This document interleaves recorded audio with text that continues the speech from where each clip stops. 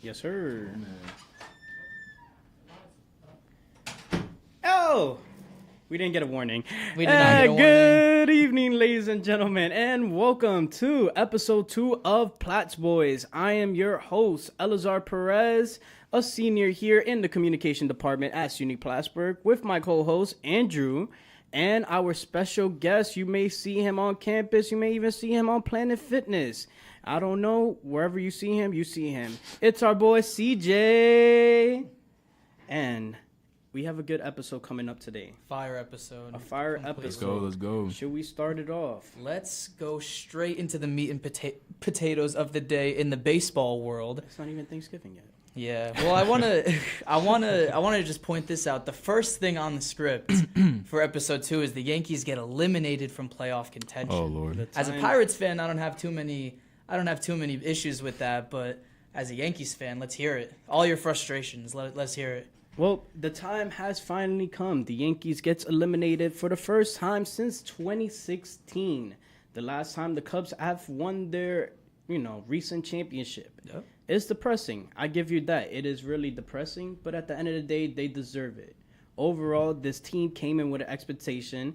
Cashman came in thinking that he had the whole league by a string, but he knew that his team was just done from the beginning. After Judge got that injury in LA, the team fell apart. Cole couldn't do this all by himself. Rodon is a scammer and a half. He should not have the money that he has now. And, I do not want to go in more about the Herman situation because overall, players have their own personal life. And he had a weird story, too. Got a no-hitter and then left the team almost a month later. You get a perfect game just to end up on the 7 o'clock news about something within your own personal life, which makes no sense. Yeah. You're winning millions of dollars just to have that go down the drain. That's something I can't even do. If I was a baseball player, why risk it all? But we're not here to talk about that, though. Yeah. We're here to talk about positive, who is still in the playoff race, unlike those Yankees. Wow. Let's jump into a couple of our friends in the American Pirates League fan. East. We have a little graphic we're going to pop up for the American League East. It's still up for grabs. Only about 5 games left in the season. The Orioles and the Rays are fighting for that last spot. This gets pretty complicated, so I'm going to try to simplify it as best I can. The Rays and the Orioles can fight for the division. The winner of the division is going to take the first seed in the American League, and the loser is going to take the 4th. Orioles are currently up 2.5 games, so it looks like Baltimore takes that first seed. Rays take the 4th seed. In order for the Rays to win the division, the Orioles need to lose out versus the Red Sox, and the Rays would need to win out against the Blue Jays. If the Orioles go 3 for 4, so that means they win 3 out of their next 4, and the Rays win out, we would force that 163rd game. So my question I'm going to pose to you guys, if the Orioles and the Rays are in that 163rd game, winner takes first seed, loser takes 4, who gets the first seed? overall, that's a good one right there. It's like, what is it? It's the Yankees and Rays game all over again. Because I think you remember that 163rd game and how the Rays took it away from the Yankees and went into the playoffs. The Orioles, number one, has it all. They will most likely take out 3 of the 4 games from Boston or mostly sweep. The Rays, on the other hand, they have the most competition right now because you're facing the third or potential second wild card team right now. That's the Toronto Blue Jays. And for me, the Blue Jays on this hand, it's either 163 comes out of the bushes or Toronto upsets Tampa by taking that series away from them and holding down that number 2 spot for the wild card. That'll get the Blue Jays in the playoffs because That would. they're currently only a half a game ahead in that wild card race. So they kind of need this series too. No, they definitely do. The Blue Jays, on the other hand, they did get knocked out by Seattle, which was what? For now, though. It's difficult to say for the Blue Jays. But overall, they're in the fight. And if they lose to the Yankees tonight and get swept, they're going to be in a bigger hole that they're already in. Yeah, definitely. The Blue Jays definitely need to win tonight. The Mariners also need to win. Yeah, and we'll jump over to the AL West. We have a little AL West graphic will pop up as well for the 2 teams. It's mainly for the Rangers and the Astros. Those are the 2 teams that are atop there. And again, I'll do my best to simplify the confusion right here. The Mariners are 4 games back and basically have no shot for the division, only because those teams only play 2 or 3 times again. But they do control their own destiny for the postseason. If Seattle can sweep Texas, Which is not going to happen. If they can sweep Texas, I don't know. Texas, on the other hand, is like you have the rotation to go into that series. It's just that the Seattle have the rotation. Seattle has been that playoff bound team, but they have not been looking confident enough to go deeper into the playoffs. Texas, on the other hand, they're the same thing. They're young as well. The only team that will actually have experience and has to defend their championship is Houston. But who knows? This weekend is really a twist and turn type of weekend. I mean, there's a chance all the teams can make it in the postseason because if the Blue Jays can't handle the Rays and they lose out, then that would leave Seattle needing to sweep Texas to get into the postseason.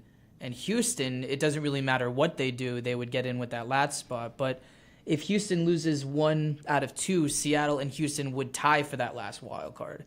So, but if the Astros win out, the Rangers lose out, we go to that 163rd game for the division, and the Mariners would be ultimately eliminated because they just got swept.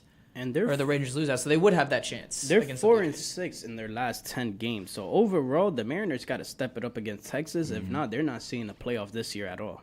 Yeah, I mean, the Mariners right now just struggled in their most recent series, so getting to that crunch time, you got to find a couple wins. It does not look like it's in their favor for now. Only a game and a half back, so definitely a lot more to happen. But we'll pivot over. Who's getting the early exit from both American and National League wildcard series? We also have a graphic for that. CJ, you wanna hit it off first? Yeah. You already know how I feel about Minnesota. That's one thing. Mm-hmm. Because and they're probably gonna play Houston. How can a team I think you know the NFC standings situation, right? How you can have a worse division out of all. Yeah. That was the AL Central this year. The AL Central had one of the worst division records this year with the whole every team plays each other. Wow. And only 4 teams only one team out of the 5 teams in that division is over 500. But that's crazy. Yeah, so in our graphic for the wildcard teams right now, there's just a little change that needs to be made for some drama that happened last night. The Cubs are now out of the race, and now now Miami jumps them. So the Marlins will jump them. Oh, they're tied right now. It's like either way because Miami has the Mets, while the Cubs have Atlanta. So the ratios right now between those two teams is either Miami takes it or the Cubs can upset Atlanta. That's already a tall order going into the wild card. But here's what we do know. We do know that Minnesota is locked into that 3rd spot in the AL. Oh, true. The Brewers get locked into the 3rd spot in the AL. They obviously got jumped by Atlanta and Los Angeles. And the Phillies will take over that 4th spot. There is no winning that division when you have to face it against Atlanta. But you do get to play a disappointing Mets team, which... Very disappointing. Very disappointing. Very disappointing. At least as a Yankees fan, you can feel good about the Mets being worse. It's like going back to the first episode over again. You had 2 starters just to sell them back to their... I guess it's just a New York thing because I don't know. New York sports has just been so disappointing this year. Like just crazy. I don't want to get into it. But yeah, I mean, just looking at the brackets right here, looking at what's going on. I mean, I think I'm a big bandwagon member for Arizona. You're a big bandwagon for Arizona? I kind of like them going into the postseason. What is this, the KD situation all over again? Just because KD went to Arizona doesn't mean like every team out of Arizona is about to make it to the playoffs. Well, you remember last year when Philly shocked the world in the postseason, got all the way to the World Series. Well, I mean, Philly maybe has a history. Like for Philly, they have a history. For Arizona, the only time they have been to the World Series was against the core 4. Against those dominant Yankees in 2001. And that's exactly why they're my underdogs. Because Really? no one's expecting anything out of them, especially going against Philadelphia, starting out on the road in that 3-game wildcard series. I mean, let's say they shock the world. They're able to at least take a game. I mean, that shakes things up enough. Because Milwaukee will have either between the Cubs or Miami. Then meaning Philadelphia and Arizona, that's going to be a good series in Philly. Yeah. That is definitely going to be a good series in Philly. And they're on a 7-game winning streak. Yeah. They're on fire going into the last game. See? I'm starting to change your mind a little bit. You know what I just noticed? What did you notice? I just noticed that Philly is facing Pittsburgh right now. They are playing Pittsburgh right now. My beloved Pirates. Your Pirates Season hasn't gone well. Your O'Neal Pirates Cruz are went about to down. see their season end by a sweep or by a series lost badly. You got no confidence in your Pirates, man. Hey, it's over. It's They been lost their over. shortstop. But you know what? We'll look at a couple of things that did go right. I mean, we had a couple of good first call-ups. Henry Davis has been playing amazing. Andy Rodriguez has been a pretty good lock at catcher. Pirates are definitely looking on their way up, but they don't need to be brought up in this tense because we're talking about playoffs. Last time I checked, they're facing a playoff team. So That is true. That is true. But a little bit of drama with the Blue Jays and the Rays, because those two teams, wild card round, you get a divisional opponent, and I mean, again, they're going to be playing each other soon, so let's see if there could be a little bit of drama there. breaking news as well, going back to the Phillies and Pirates story. The Pirates are up 3-1 with bases loaded and 2 outs against Philadelphia. It's not crazy right Give you now. a fist bump for that. Give you a fist bump for that. Let's go Pirates, folks. All right. But I didn't see that coming at all. That's crazy. But yeah, last time I checked it was 1-1, but Gotta have some confidence in the underdogs, apparently we have a lot of confidence in the Pirates of upsetting Philadelphia. What you said about Arizona, like everyone loves a good underdog story, so Everyone they just loves might. it. You never know. They do. It always happens in every league. Like one of those teams you just don't expect to do nothing. They just shock the world and just Well, Yeah. right now with the playoff race still really early right now, it's an early race. it's way too early to tell. Yeah. Definitely way too early. But- But I thought we'd at least let all the folks at home know what's at stake, who's still in it, who's now out of it. And yeah. You wanna go on to that topic of the day, because the AL right now, they were the talk of the town the whole entire year. Yeah, I mean, with the Rays starting their season, I believe 13-0 to begin the season is immaculate, and just how the way that the Orioles were able to finish out their season and start playing amazing. I mean, in the American League, it's making Houston look like the fourth or fifth best team to compete in the postseason. And they're the defending champs. Yeah, so it's weird saying that, and I mean, I think Seattle is the only team, if they're able to sneak in, like Seattle's the only team that I don't think has a shot. If you got Tampa Bay, Toronto, Houston, you got Baltimore, I think that this is one of the most loaded American League playoffs we've seen in a very long time. No, it really is. And right now, with how 3 teams from the West is going into the playoffs, well, if Seattle can stay with it, it's like it's a either race between 2 divisions that were on fire and 1 division that just has 1 team going in. And you know what division I'm talking about. I know what division you're talking about. It's You don't like terrible. that Central. It's really terrible. It's crazy enough that it's not. No, I don't want to talk about The it. Guardians and the White Sox were a huge disappointment, but that's another story for The another White day. Sox in general, because Tim Anderson, overrated player of all time. I don't want to hear it. He is overrated. Wow. It's- That it's- Field of Dreams walk-off It's really not even got the you Field going of for your Dreams. It's Yankees. more. It's no. It's more towards that gotta be he a little thinks biased he there. he thinks he has the potential, but man's got rocked by Jose Ramirez, and all He his did. playoff chances just He went out the did. window once he got rocked. So That I probably was the funniest point of the entire summer when it comes to baseball. but that's baseball right now. Overall, we just have to let this weekend go by. Playoffs are right around the corner. They're next week, and the wild card series are looking really open right now for both leagues. They are, yep. And a little bit more drama so you can get in. All right. So, overall, that's all for the first segment right now. We'll be back after these promos and with some breaking news from the NBA. Stay tuned. All right.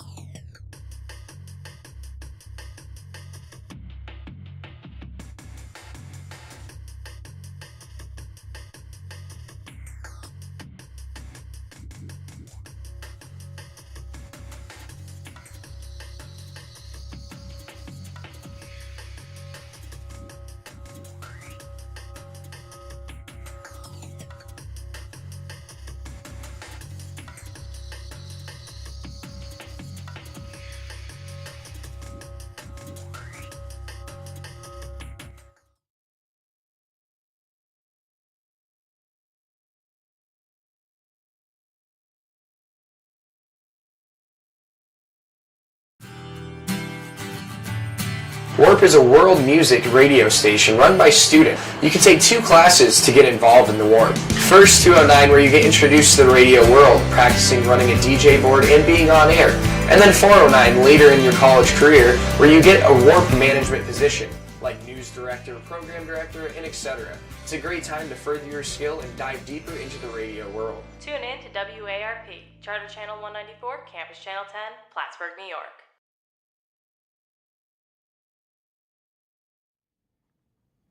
It could also be like because it's programmed like that, and the chat might not be able to be enabled because you might have a set to it, but not mature. That's true. Yeah. Well, we're back and we're better than ever as Indeed. we took an adventure through the Warp Studio, and yeah, we're loving it. Overall, let's start this second segment off. Yeah. And did you guys hear? Massive trade in the NBA today. Well, yesterday, technically. Damian Lillard sent to the Milwaukee Bucks. This was crazy. This was a 3-team trade featuring the got his Suns, the Robin. Bucks, and the Trailblazers. We have a graphic we'll pop up for that too. Basically, the key points of this trade, the Suns send away DeAndre Ayton. They get Yusuf Nurkic, Nasir Little, Keon Johnson, and Grayson Allen. So a lot of guys to fill That's a up good those bench package. positions. That's a good package. Milwaukee Bucks just get Damian Lillard. And the Trailblazers, in return for Lillard, will get DeAndre Ayton, Drew Holiday, a first-round pick, another player, and 2 pick swap rights from the Bucks. So who's our winner? Who's our loser? What's going on here, guys? I'm not gonna lie. I feel like the Milwaukee Bucks. Everyone called me crazy, and I was saying this when I was just talking like about it privately. I feel like they lost crazy. more than they gained. Really? They Yeah. didn't have to get rid of Chris Middleton. They kept their well, core. okay. I'm gonna say it like this. I'm saying that they lost a crazy amount. They, got Damian Lillard. He's one of the best guards in the NBA. But my thing is Grayson Allen is a very good player off the bench, very good defensively. Drew Holiday statistically is the best defensive guard. They just threw him away. It- They for just sent nothing. him out. He's the the day best. before he said he wanted to retire a Buck.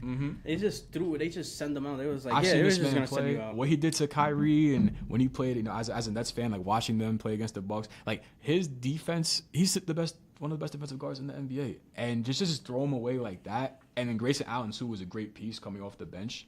That's a lot of defense to lose, especially when you're playing in the very loaded Eastern Conference. It's way better than before. Yeah, I mean, I don't think there's a clear-cut winner. I mean, I really like what Phoenix did because with their core now, Bradley Beal, Devin Booker, Kevin Durant, you're now able to get in pretty valuable depth. I think they saw what they were doing over in Denver with the Nuggets. Now they're getting their depth to go along with their star players. And they needed depth because that was the problem with the Suns is that they had that amazing starters. All the starters were great, but their depth was atrocious, man. And it just really came to bite them later on in the You should postseason. ask them the same question too. What's important, the superstars or depth? Yeah. Depth. It's really that. It's the question of the day because it's like these teams don't understand that. And now with Milwaukee doing all of that, they lost a bench. They do not have a bench at all. So it's like, all right, you got a shooter, but what can you do with that shooter if now they need rest? You don't have a bench to sub people out. And let's not forget, Damian Lillard was also dealing with injuries these last couple of years. He's That's been true. out for a significant amount of games. And that's why Portland fell into the situation that they did with him, with the injuries and everything like that. And they had to rely on their younger players, which is good for them, watching them develop. And I think the Blazers are going to be a really sneaky good team in the West because that package they got, DeAndre Ayton, he wasn't really himself in Phoenix. He was not happy. He did not want to be there. He was originally supposed to go to the Pacers, and then they matched his contract offer so that he didn't leave. With him going to a change of scenery, Blazers might make some noise, and people are thinking they're just going to write them off. Yeah, But they might make some noise. He's no longer going to be that third or fourth option on offense. I mean, I know they drafted Scoot Henderson, right? Yeah. So now they have a star to go along with that. And obviously Drew Holiday, he can run the floor. He could do everything there too. And the thing I found interesting, though, was the picks that they got. We're in 2023. Why are you going for a 2029 And you know what's crazy? pick? They could have got way more picks. Yeah. For our Kevin Durant trade, we got 4 first-rounders and talent as well on top of that, too. 2? That's it? 2 picks? I mean, I'm not sure about the whole form, the whole format of the 3-team trade. I don't really know what that specifically entails for specific teams. But here's what I took away: Suns got their depth. Yep. Bucks lost their depth, but gained another superstar. And the Blazers are just reloading. They're like, what could we get for Damian Lillard, and this is the package that they like the most. And that's my takeaway. A lot of young developing talent. And I think the Blazers are really going to make some noise in the West this year because I feel like people were writing them off. They assumed that Dame was the team, that he was just the team, that without Dame they're going to It's mostly because you trade a piece like that. Well, no, you draft a piece like that, and then you depend on really building around them. That was their goal the whole time. For Portland, it was trying to build around, Damian, and it didn't happen, especially with injuries too. He wasn't really healthy 100%. In the Blazers' defense, I mean, they were playing in the Warriors, man. They're like, how is that fair? I can understand the conference, but now when you're going into the East right now, is it really now Milwaukee's territory or is it still Boston's territory? I mean, I'd like to argue that Boston got worse over the offseason. You think? I feel like Philly is. Because the Harden situation, I don't think he's playing with Philly this year. No, he's not. There's a lot of drama there. But for the Celtics' sake, I mean, let's just see how this has gone the past few years. You lose in the finals against the Warriors. You then get to the Eastern Conference Finals against the Heat, come back from down 3-0 to lose in Game 7. And after all of that, you're like, okay, we're so close. We've been there.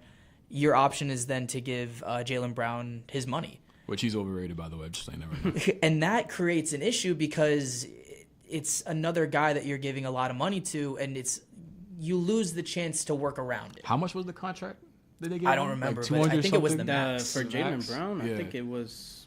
It has to be more. Stupid amount of money. So you're then in a chokehold with Jason Tatum and Jaylen Brown. His salary is $24.83 million. Wow. Yeah. So that's a little bit of an issue with me, and I think it's the Celtics, the 76ers, the Knicks, the Heat, and the Bucks. Don't sleep on the Nets, man. Don't sleep on the Nets. They got the pieces too to compete. Yeah, but it's like, can Bridges really help the Nets get to that point? I think so. I think you always saying when he retraded midseason, like that team was they didn't get to play a lot together. And they weren't even in the stretch. Even with, they weren't as good without KD and Kyrie, but we got better as the season went on, and that team was just thrown together. They have a whole offseason to practice, add additional pieces and everything is like that, and, get used to the offensive scheme. I think they could also make the noise, too. There's going to be a lot of teams in the East that are going to be they were also a team, too, that had two people that just played across the ocean right now, across the Atlantic. And it's not really a gold, say bronze. I think they didn't even win third place either.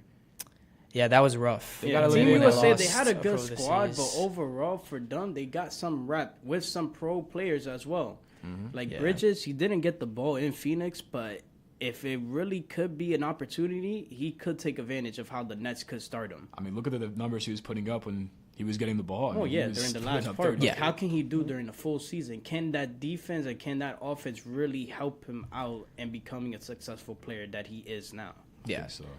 So I think that we have a pretty decent idea on how this trade is going to impact the league around it, and we still have a couple more weeks before we get too in-depth on the NBA. So for now, we're going to jump to another commercial break, and when we get back, we will have all of your favorite NFL content ready. Stay tuned. My name is Jim Sherman. I'm the Assistant Director of Community Living. Our community advocates on each hall. They do programs. They are mentors on the floor. They help build community. They also help keep the building safe and secure. In addition to that, as I mentioned before, we also oversee community government. Community governments are in each hall, which give the power to our residents to make some decisions on programming and that sort of stuff. So TEAC is Tau Kappa Epsilon. It's a national fraternity. It's one of the biggest in the nation right now. We're about 37 guys. We do our best to serve the community that we are a part of, and we really like to give back. In my opinion, what makes TEAC stand out is just the amount of leadership skills that you will develop as a TEAC. As time progresses, as you go through the rush process, you realize just how genuine the people are in this organization. Better men for a better world. Rush TEAC.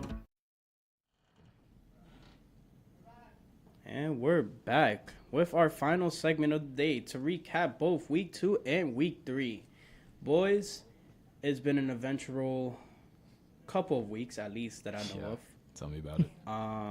You want to start us off with the Battle of the Millionaires? Yeah, I mean, let's talk about the two guys that got their paychecks over the summer, Mr. Lamar Jackson and Mr. Joe Burrow. We also have a graphic for the Bengals and the Ravens. We'll toss that up right here. And just to go over these contracts before we get started, Lamar Jackson inked his 5-year, $260 million contract. Joe Burrow, a little bit more, 5 years, $275 million. That's a high-paying contract. Lamar Jackson's quarterback rating, 57.3, while Joe Burrow's really rough start to his year, 38.1. I think we can all agree that in that Bengals-Rams game, it was actually quite painful to watch both offenses. That was really bad. But also in his defense, I love Lamar, and I'm a Lamar truther. I've been riding with him since he's been in the league, but Burrow is not 100% healthy. He's been having issues since the summer. It's that trading camp calf injury. Yeah, it was bad, and he hasn't really looked himself. And to be fair, that whole offense has not looked themselves at all. Jamar Chase has done nothing until last game, and it's actually been kind of surprising to see the Bengals just go from an offensive juggernaut to just tough to watch. Man, I did not expect that, and especially with how much money Joe Burrow just got paid. I mean, you would think that he made his money not can really lock in, but it's just kind of funny how he got paid and all of a sudden he just kind of forgot how to play. Yeah. Even with the injury, I mean, some of the decisions he was making, you're not used to seeing that from Burrow, man. Really not. It was shocking. Yeah, and the Ravens season so far, able to beat the Texans and the Bengals, and this past week losing in overtime to the Colts off of a... that was a tough game, too. Yeah, I mean, that game seemed like it could go either way. Justin Tucker missed field goal to win it, which is crazy. Yeah, as a Pittsburgh Steelers fan, I'll take every opportunity to shame on the Ravens, but definitely wasn't expecting that out of Tucker. And for the Bengals side of things, losing their first 2 weeks to the Cleveland Browns and the Ravens, but they just come back with a win against the Rams. But I'd actually like to make a little comparison to what the Steelers are doing to what the Bengals are doing. Okay. Pittsburgh's first 3 games, they would lose to the 49ers and then go ahead and beat the Raiders and the Browns. Bengals, on the other hand, lose to the Browns and the Ravens but beat the Rams. Now let me create this little scenario.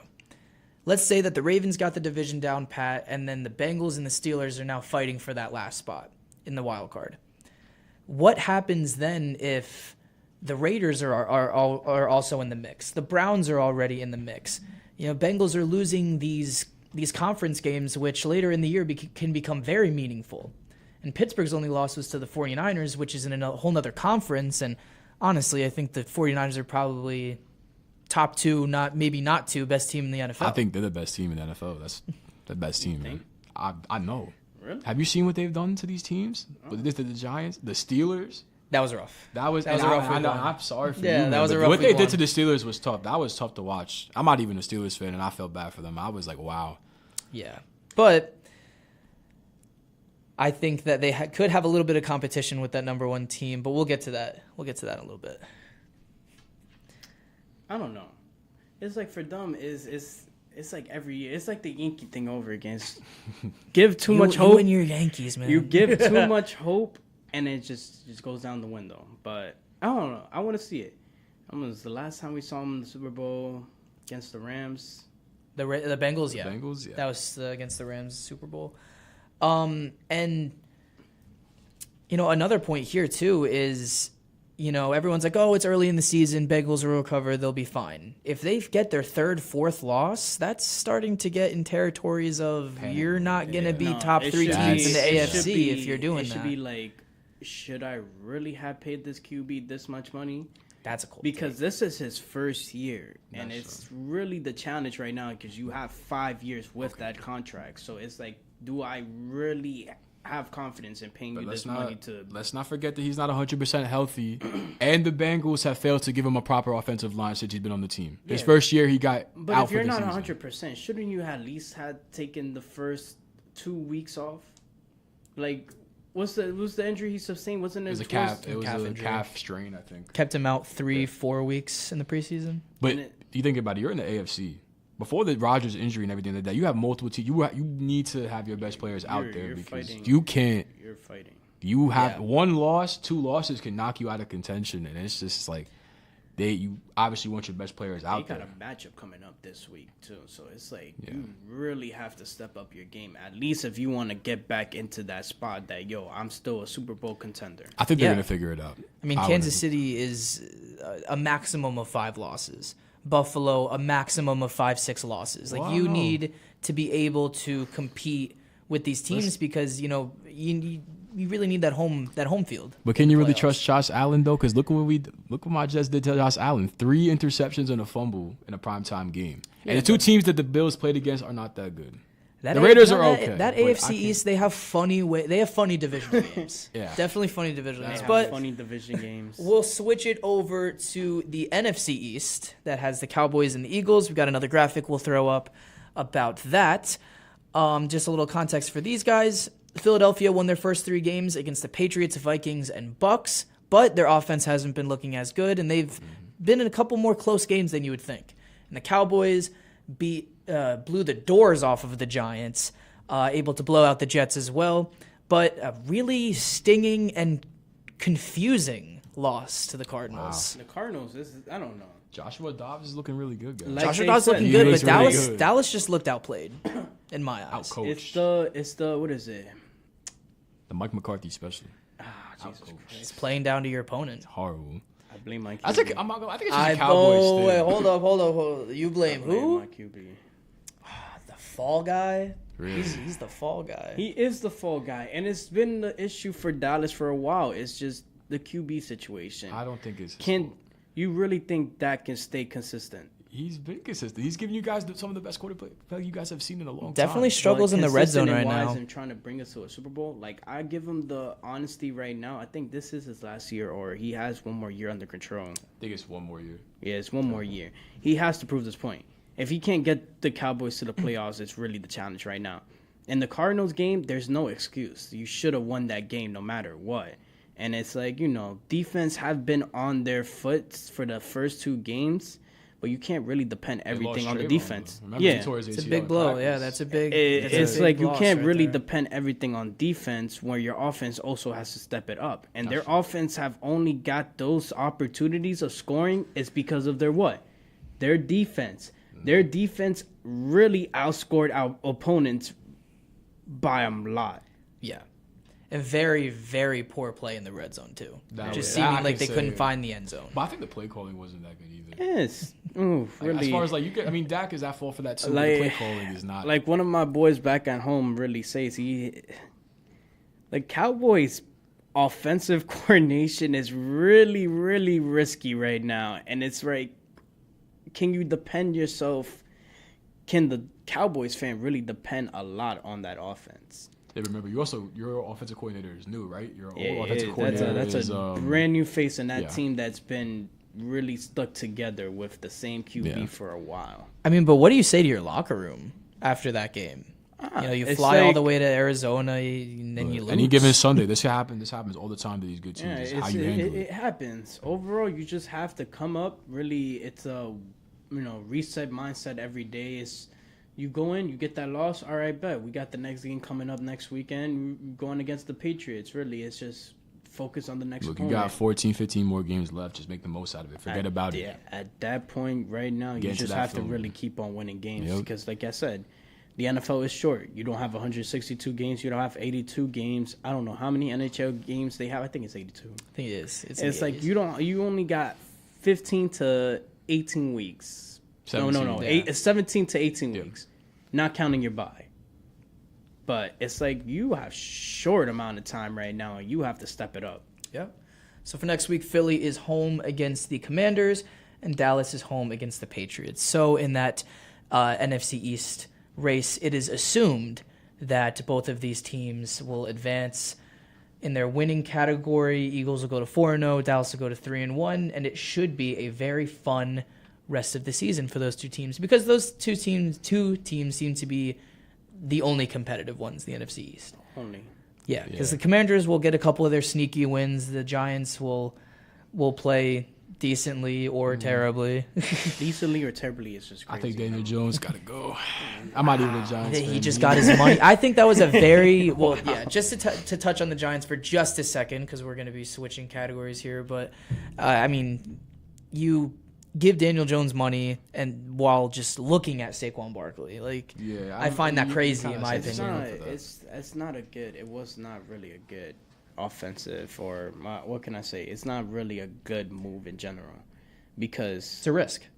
Barkley has been not really inconsistent, but I'll say injury is going to take a toll at one point. I mean, yeah, he's already going to be out for the next couple weeks. So, Remember, he was and that healthy changes last changes season. He was things. healthy last season. Yeah. Yeah, and then if you can't have 100%, like if you can't have 100% team, it's going to be risky, and especially with these teams that are already stacked up already, they're ready to fight. And they get the Seahawks on Monday night. So definitely a very tall glass to fill. But What was the record still going in today? I think they're Seattle's 2-1. Seattle's 2-1. Yep. Giants are 1-2. Yep. Now going that's into not a team that doesn't have any numbers on their losing category, we'll talk about the Miami Dolphins. Oh, we Lord. have a little graphic will pop up for that as well. You want to talk What about that game? a start. What a start for the Dolphins. 3-0. Wait, hold up. We should give a shout out real quick to our boy Pat Pfeiffer, because if you are watching this right now, your Dolphins ain't not gonna make it that far. Your 70-point lead, whatever it was a 70-point game, it was a one-time chance. It's like winning the lottery. I put it on that. Whoa. Oh, that's Wow. just some hate going out. No. I think It's brotherly love. He'll brotherly understand. love. Yeah. I'm pretty big on the I think he's Dolphins being now delusional.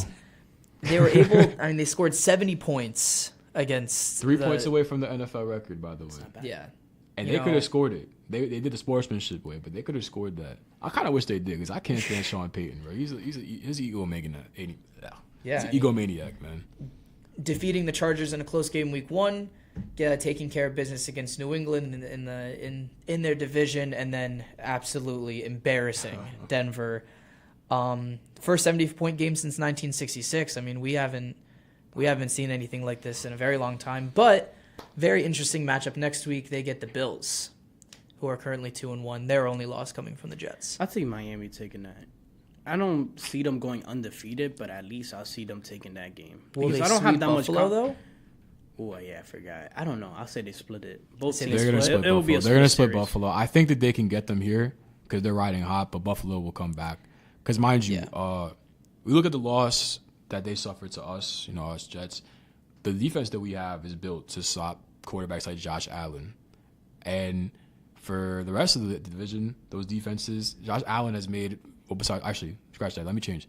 Josh Allen against the other two teams that he played against, which was the Raiders and the Commanders, he looked like a completely different, back to his normal self.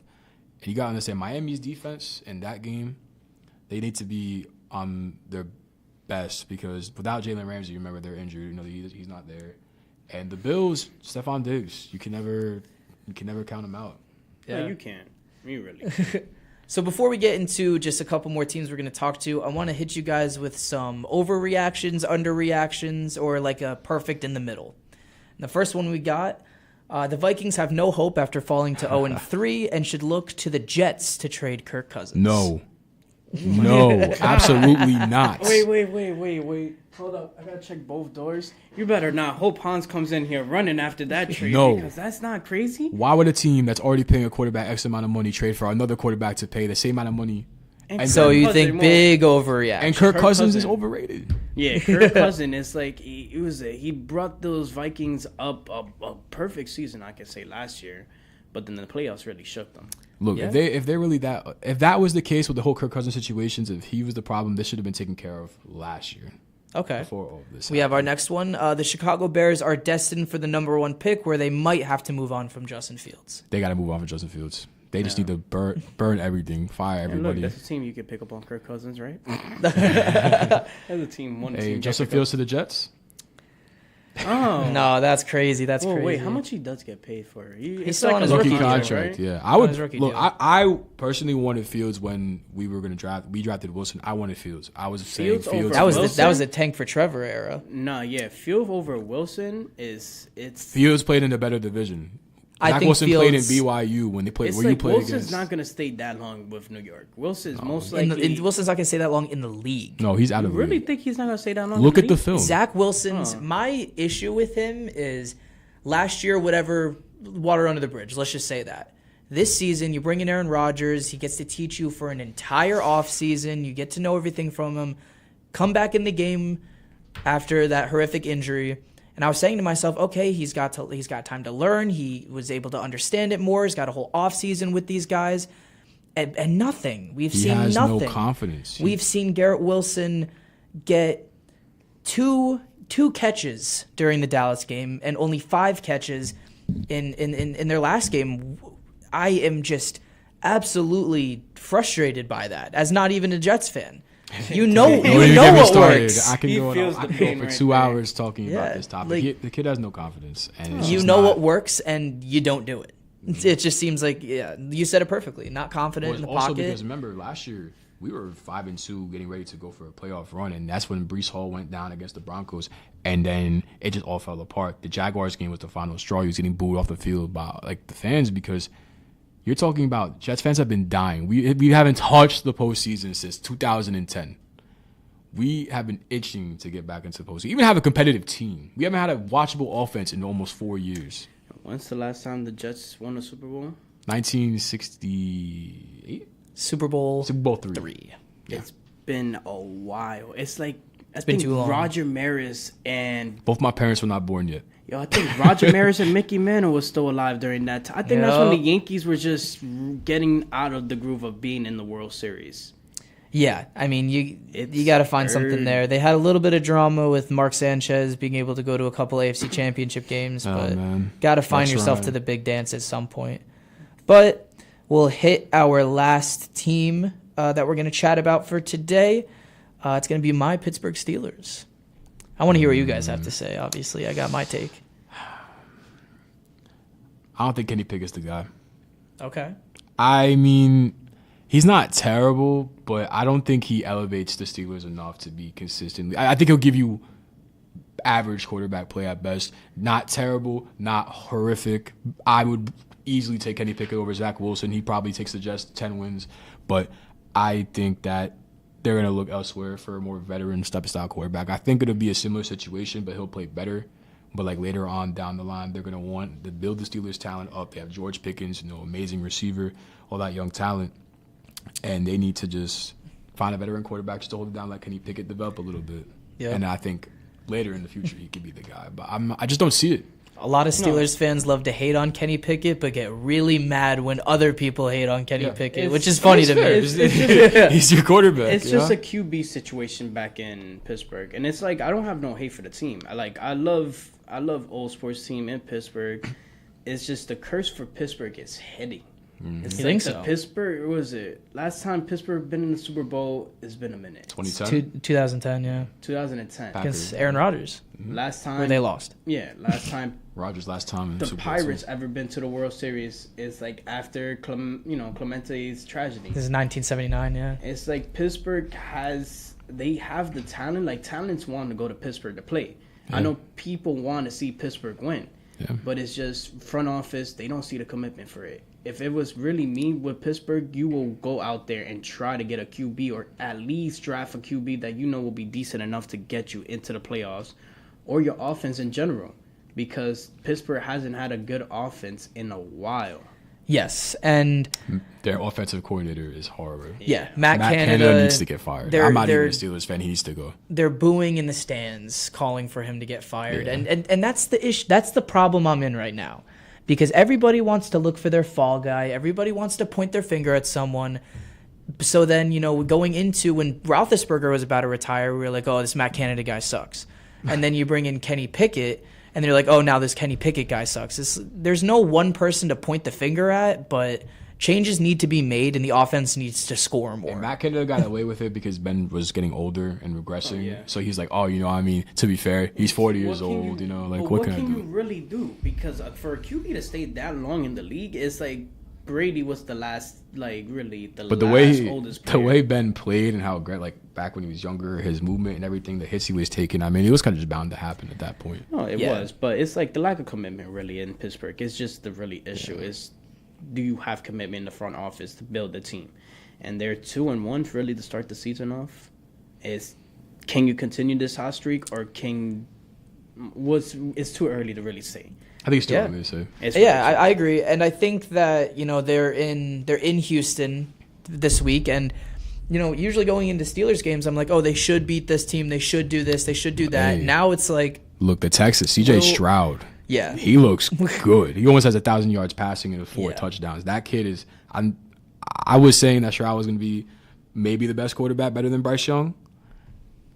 It's looking like I'm right so far because Bryce Young, I mean, he's dealing. To be fair, the Panthers' offensive line is terrible too, but Stroud looks really good. The Texans, people were expecting the Texans to not even win their first 6-7 games. I still don't see the Texans really win. Like they won't. They're not going to win a lot of games, but they're going to be competitive. They're not going to be that easy win. You just we're going to. That's and you a got bye your quarterback now. Yeah. That's big too. But for the last thing about the Steelers, they just need to play their brand of football, which is usually keep things close and make Andrew panic in the fourth quarter. But hopefully, usually that comes out with them getting a win, mostly because of their defense. I will say this: the Steelers will finish 500 because Tomlin.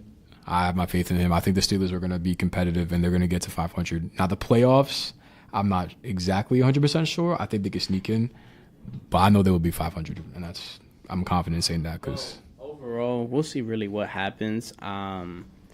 Hopefully, it's not really bad for the NFL right now to see how things really progress.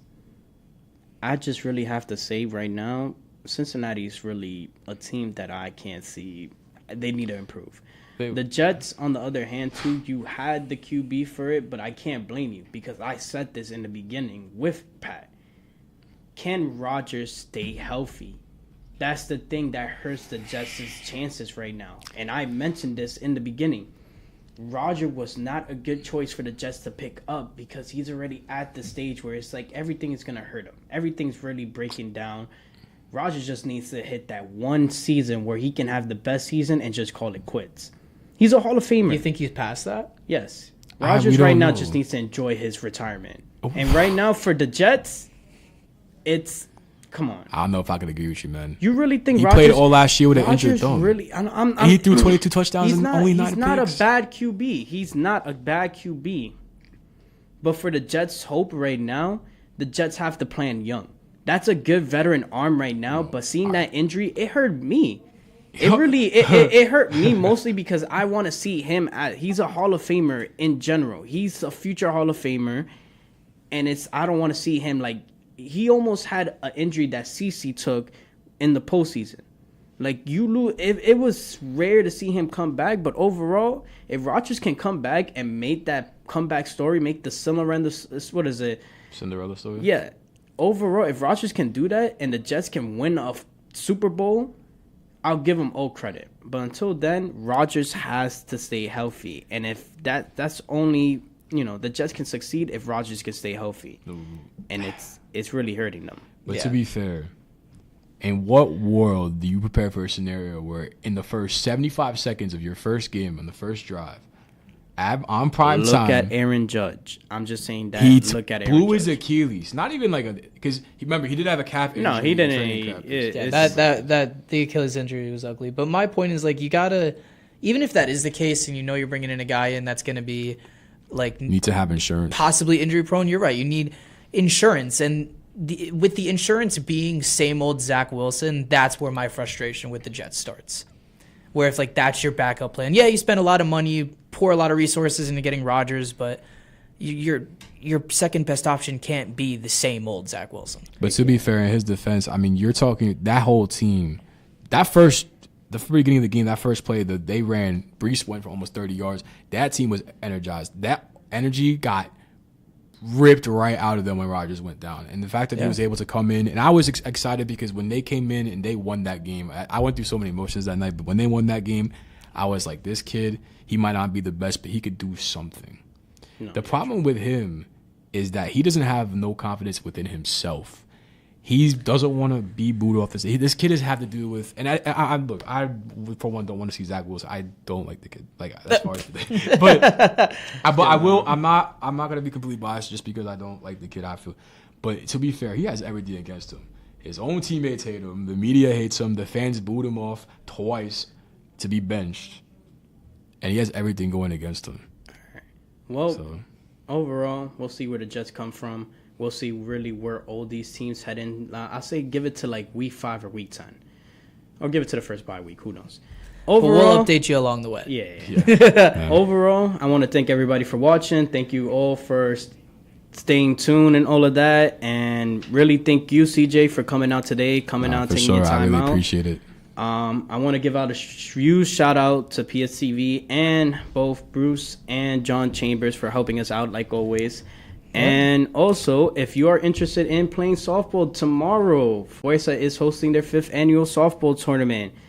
Go follow them on Instagram at Fuerza_Plattsburgh and head up their link. Let's go play some softball. Hey, wait, hold on. Before we stop, who wins tonight? Oh, yeah. The Lions and Green Bay? Yeah. I've got the Lions, and the score prediction's going to be a 27-21 final. All right. I'll say Green Bay. As a matter of fact, I say Detroit. What's the score? I'm not going to say the score. We'll see what happens. I'm saying Packers 24-21. All right. Overall, we'll see you all later on, a later episode. Until then, have a good night, Plattsburgh, and we love you all.